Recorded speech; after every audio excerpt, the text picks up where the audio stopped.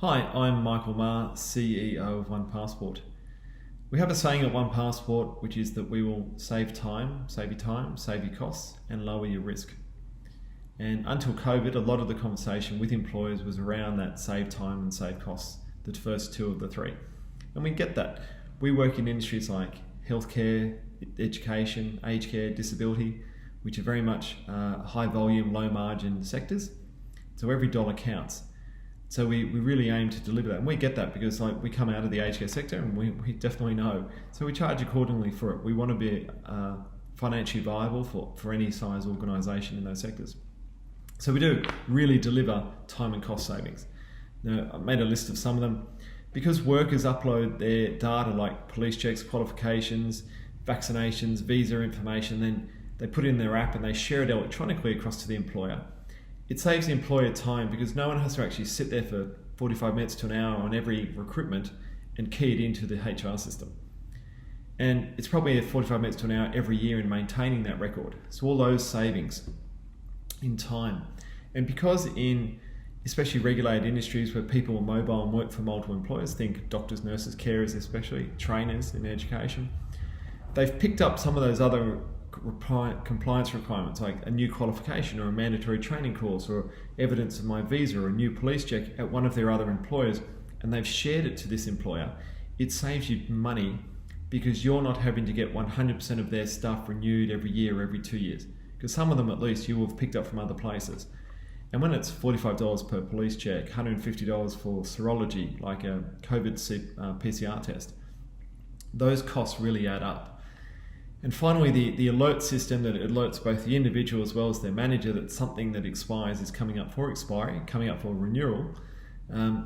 It means that managers can get on with leading and not spend their time running around the hallway going, hey, I can't put you on shift next week until you get me that updated evidence. So our evidence shows, especially from our health and ageing work, that we will save frequently above 50% in workforce administration costs. A full-time equivalent worker. So it really makes a difference in that time and cost savings. But the real foundation benefit is risk mitigation, and COVID has really brought this to the bear. The system removes multiple potential risks, such as breaching the Privacy Act, compliance or standards failure, by providing real-time, live compliance. This is further underpinned by those alerts and reports that provide visibility to managers at all levels, from the CEO and the board to middle management all the way down to a team leader. They can see the data that they need at their level, roles-based access. So gaps can be easily identified and rectified so that legal, reputational and financial issues can be avoided and service is not disrupted. From a cautionary tale point of view, just last year we were brought in by a mandated nurse advisor into an aged care home, or a couple of homes actually, as part of a group which had been sanctioned. The advisor left after they'd introduced us, their mandatory period had finished, and the HR manager, they had their eyes set on a piece of software that they'd used in another industry, not understanding the difference between HR and workforce compliance. And so they did everything they could to undermine us, and they eventually went with this other piece of software which doesn't do compliance, it only does HR. It does HR very well, but that doesn't help you in highly regulated industries. And we just noticed last week, they're back in sanctions.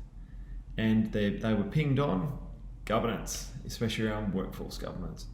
It really is an area, and so the tale was about make sure you have the right people choosing your software. We also find the same thing, unfortunately, with education managers, because they look about how does it save just the education details when you're going, education requirements is part of a bigger compliance system or requirement, and if we don't meet all of them, we're in trouble. So make sure you have the right people evaluating what you choose from a software point of view. If you are in a regulated industry, go and download the app. It's free. Just go to the iOS or Android app stores and download OnePassport. Have a play.